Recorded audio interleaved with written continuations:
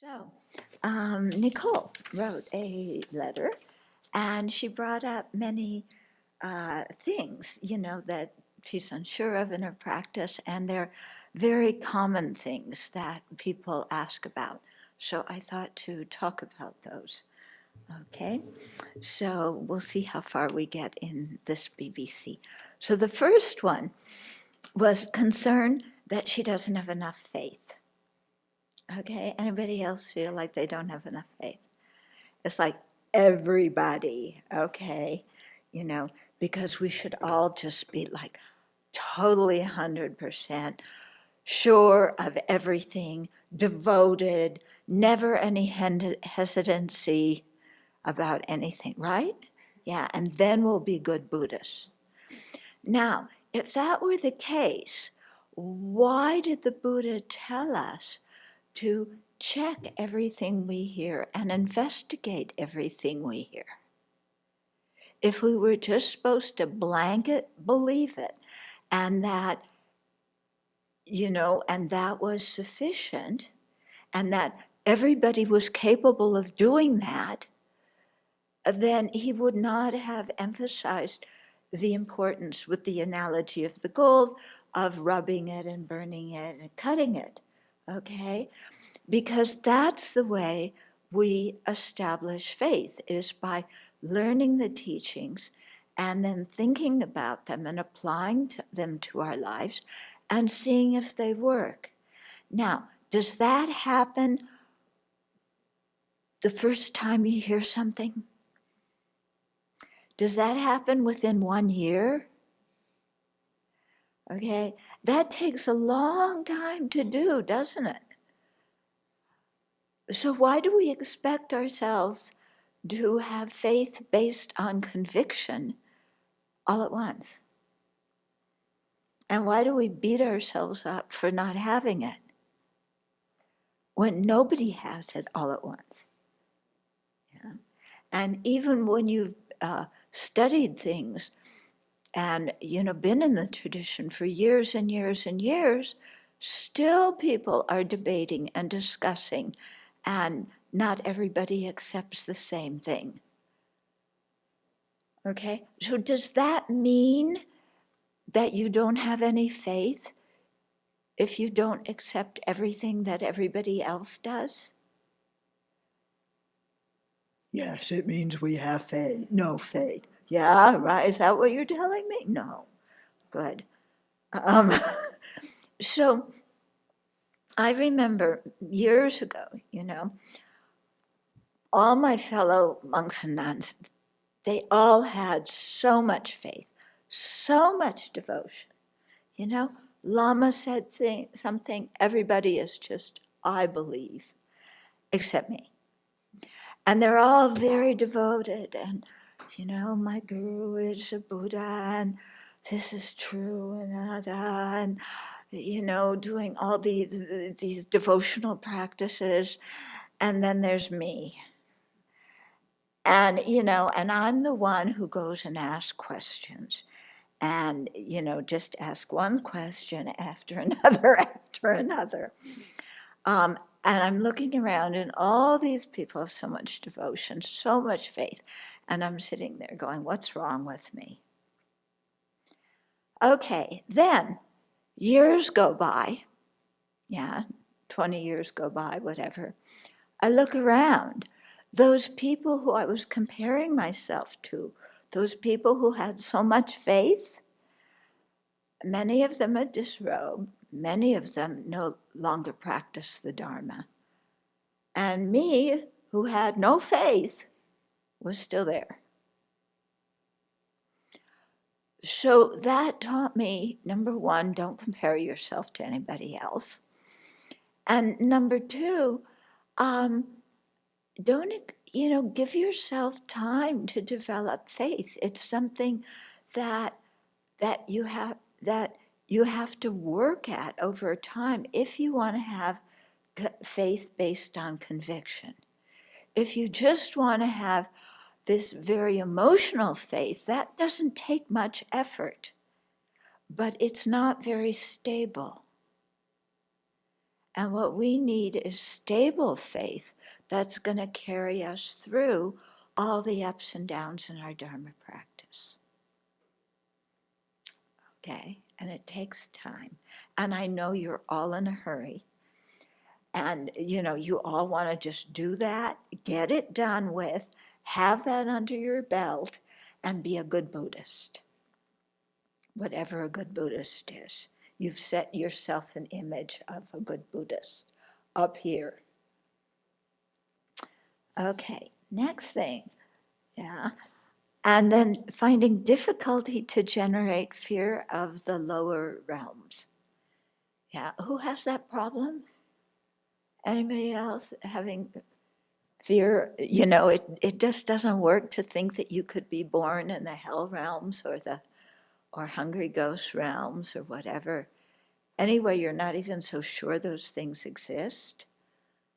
Yeah, how do we know they exist? And why should I be afraid? The kitties have a pretty good life. Wouldn't you want to be born as a kitty in a monastery? They'd pamper you galore, and you don't have to quarrel with anybody over what chore you were assigned and if it was fair or not. All you have to do is sit there and purr when somebody, pets you and not bite them. And then aside from that, you have a great life and you hear a lot of Dharma teachings. You don't even need to stay awake through them. You can sleep through them and nobody wakes you up. And, okay, so, what's there to be afraid of in the lower realms? Or you think, I grew up Catholic and I got a whole dose of the lower realms when I was a kid. And that's why I left, because I didn't want that guilt and threat on my head, So I don't want to hear about the lower realms in Buddhism. I forget that. I heard Sangha Rinpoche the previous Sangha Rinpoche, when he first came to the West to teach in Italy. He didn't know Westerners at all. And Italy's Catholic. And he gave the whole weekend on the lower realms. And I think his purpose was, these people are totally immersed in the 8 worldly concerns. And if you teach them that the results of that, then they'll shape up. Yeah, and they'll stop being so concerned because they're afraid of being born in the hell realms. So I don't know how well that worked. Westerners don't respond very well to threats. Yeah, or if they respond to threats, then they feel guilty when they do what the threat was about. And then they beat themselves up because they feel guilty. Okay, that is not fear of the lower realms. Yeah. Or we get the idea, because you hear, especially Pabonka Rinpoche, fear of the lower realms. We think fear is like, oh, yeah, I'm so afraid of the lower realms. Okay, that's what we think fear is. Actually, I don't think that's a good translation. It obscures the meaning. The meaning is you're aware of danger. Okay? So it's like when you merge on I-90, are you afraid? No. Are you aware of danger? Yes. Yeah, because you don't want to crash in when you're to somebody else, but you're not sitting there trembling at the wheel. Well, maybe your first time, but after that, you're just aware that there's danger, and you merge and you take care of it.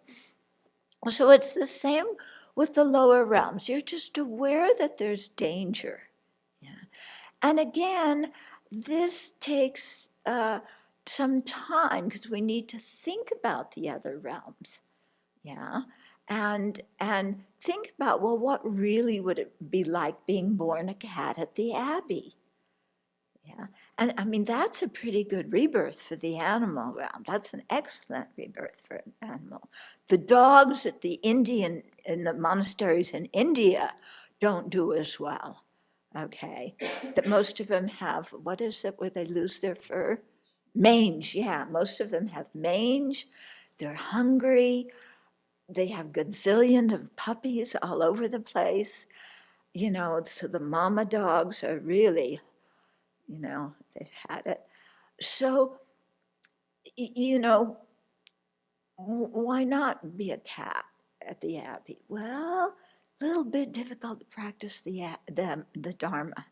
And when you really come to think about, you know, liberation and full awakening, and to attain those, you need a series of precious lives, and to attain precious lives, you know, precious humans' lives, or a birth in a Pure Land, then you need to keep good ethical conduct.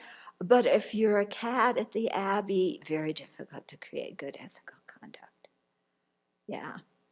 And if you're born as a hungry ghost, you know, and we can even see some people and some animals whose minds or lives are very much like hungry ghosts. You know, if you're born super impoverished, no chance to practice. How are you going to learn anything? If you're living in a place of war with a lot of violence, like a hell realm, but a hell realm to the 10th degree, how are you going to practice? And so then you start thinking, oh, you know, I don't want to be born like that. Yeah. So you're not trembling in your shoes, like biting your fingernails, but it's like, you know, okay, I want to go this direction. I don't want to go that direction. So what causes do I need to create to go in this direction? Okay. So that's it, you know. That's being aware of the danger of the lower realms. And it goes together with having an awareness of the advantages of a good rebirth so that you can practice the Dharma. Okay? So there's more things, but we'll do those on another day. Okay. So it takes, you know, if you have a habitual tendency, for example, to beat yourself up because you think you don't have any faith, or to beat yourself up because, you know, you don't have fear of the lower realms, or you're not even aware of the danger of the lower realms. You know, that whole thing, again, comparing yourself to others, they have it, but I don't, and what's wrong with me, and I'm supposed to be a good Buddhist.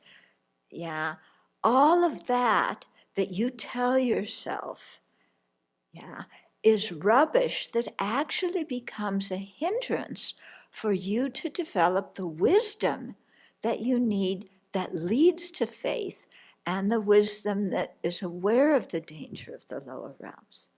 Okay? So this whole thing of comparison to others and beating yourself up and feeling guilty, you are adding more hindrances to yourself.